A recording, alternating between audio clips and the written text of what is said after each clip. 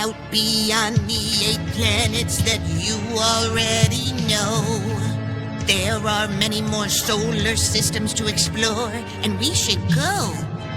Different stars that have their own planets and their own solar systems.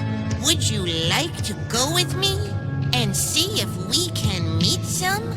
After intense study of one of the closest stars to the sun, scientists finally found me. Orbiting 20 times closer to Barnard's star than your sun's closest planet, Mercury. Known as a sub-Earth with very low mass and an orbit of only about 3 days. I may not be the only exoplanet around my star, but I'm the first. Barnard B is my name. I have a high albedo. I reflect 80% of my star's light. I'm LTT 9779b. Most planets reflect sunlight, but none are mirrors like me. I'm surrounded by a layer of metallic clouds filled with silicate and titanite. Solar winds from my star should have blown my atmosphere away, but my metallic clouds are too heavy, so instead I shine bright. Watching you from 50 light years away, I'm LHS 1140b. A tidally locked planet mostly covered in ice, except for one circular part of me. In the habitable zone of my red dwarf star that heats my round liquid water ocean. Which means it's possible that there is alien life in my waters, making a commotion. A pungent exoplanet. I'm HD 189733b. Even if you couldn't see me from far away, you could probably smell me. My atmosphere has a lot of hydrogen sulfide in it, which smells like rotten eggs, it's true. I'm too hot to contain life, but who would want to live on me anyway, would you? The third planet in my system orbiting a red dwarf star, I'm GJ 9827d. My atmosphere is almost completely made up of hot water vapor, making me very steamy. I'm really hot because I orbit very close to my star, every 6.2 days or so. About as hot as Venus, I probably can't support life, but you never know. I'm TOI 6713.01, and I'm awesome because I glow.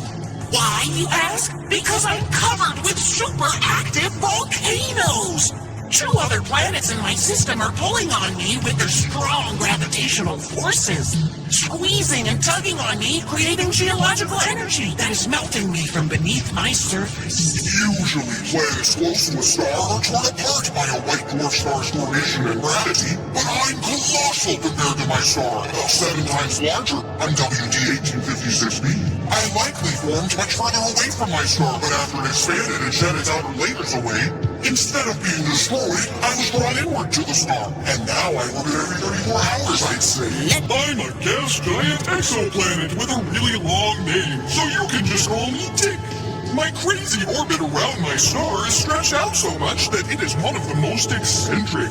I also orbit my star backwards, contrary to my star's rotation and opposite of almost all known planets. Over the next billion years, I'll evolve into a hot Jupiter, eventually having a very tight orbit. We are the super puffs, Kepler 51b, C, and D.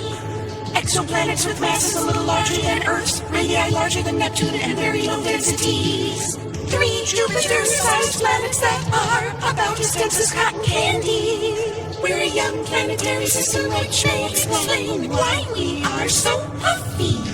I'm HD 106906b, and my formation and existence is a mystery. I orbit a binary star every 15,000 years, way out beyond the system's circumstellar disk of debris. How did I form? How did I get there? How do I stay in orbit? And why is that orbit so inclined?